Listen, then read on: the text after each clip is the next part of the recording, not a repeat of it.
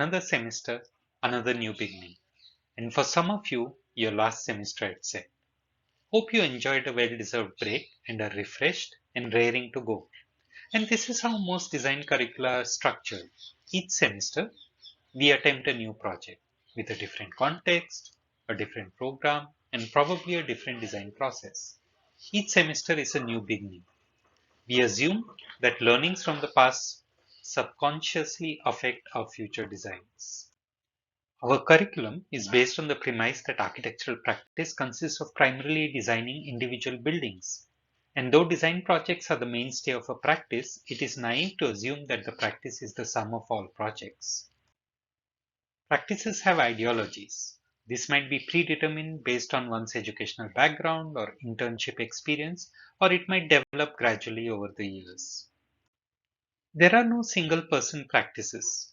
Glenn Murcutt collaborates with other practices to manage the design and execution of his projects. Office management includes not only human resource management but also financial management that at times affects various design processes. Over a period of time, practices also develop design processes that are common across all projects, like model making in the case of Frank Gehry or diagramming in the case of Peter Eisenman. Last, but perhaps the most important, design is an extensively collaborative process that includes not only consultants but also other architects in the office. Education doesn't dwell on the impact of this on design processes. We get a ringside view of it during our internship, but we return to the single authorship, tightly controlled and singular nature of the architectural project. The practice studio attempts to address, not solve, these gaps between education and practice. The studio is ideally suited for final year students, but also open to fourth year students who have completed their internship. Shreya from the 2017 batch will be assisting me in this studio. The studio environment in education cannot mimic the real world, and this is not the intention of this studio. Instead, we'll be focusing on three large gaps in how design is treated in education and practice. We begin with the question of authorship. In practice, projects are never dealt with in individual capacity like we do in most studios, nor in non-hierarchical groups like we do in most group work or student competitions. There is usually a project head who leads a team of architects. There are many aspects of the project that are beyond the control of the architect. Client preferences, budgetary constraints, site regulations, and consultant inputs, to name a few. Whereas this is dealt with in multiple ways in design studios, we'll be simulating it to a greater extent in this particular studio. The third, we identify, for want of a better word, as aspects of design.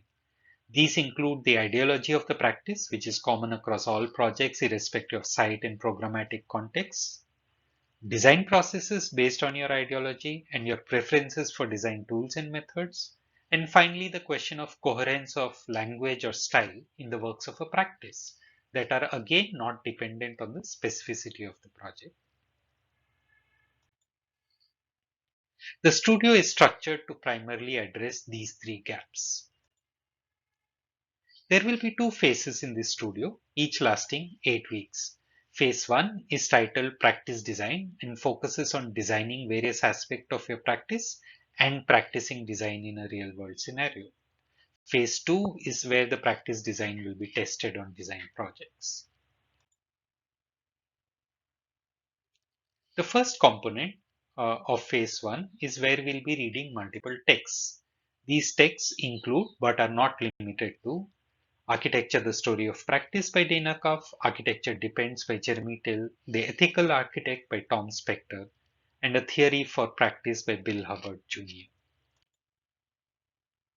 You will be expected to make diagrams and visual summaries of these text readings.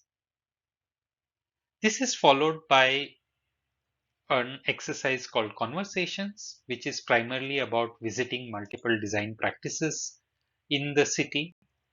Before visiting each practice, we'll be doing an internal presentation of that practice on campus, which will which you are expected to do. This is a sample from the previous iteration.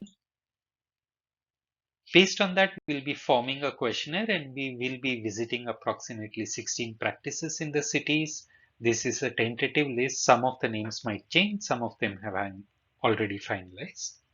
And based on these interviews that we conduct in the practice in these offices, we will come out with this kind of an understanding of practices, which could be a booklet, like in the first iteration of the practice, or a website, like in the second iteration of the practice.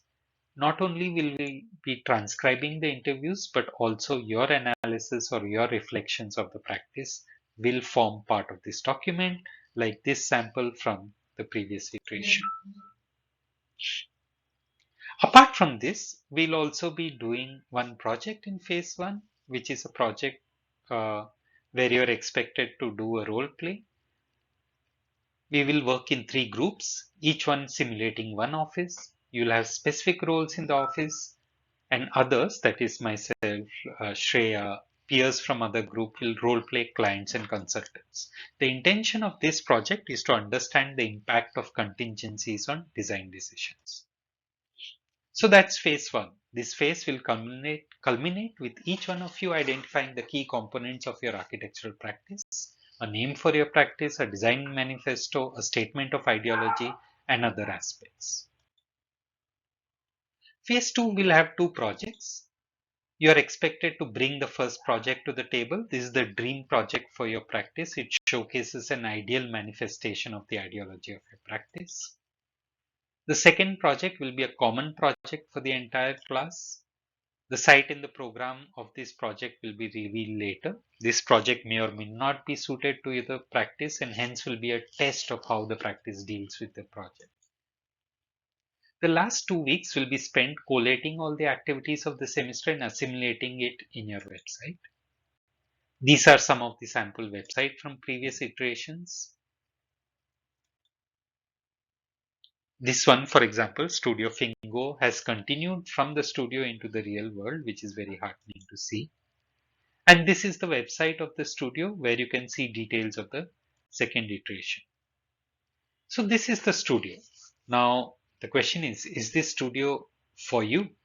Well, if you can keep up with the pace of work that one normally sees in an office, if you do not mind both theorizing and designing, and if you're willing to engage with deeper questions of architecture, then feel free to opt for this studio. If you have any questions, you can ask me during our interaction session. Thank you.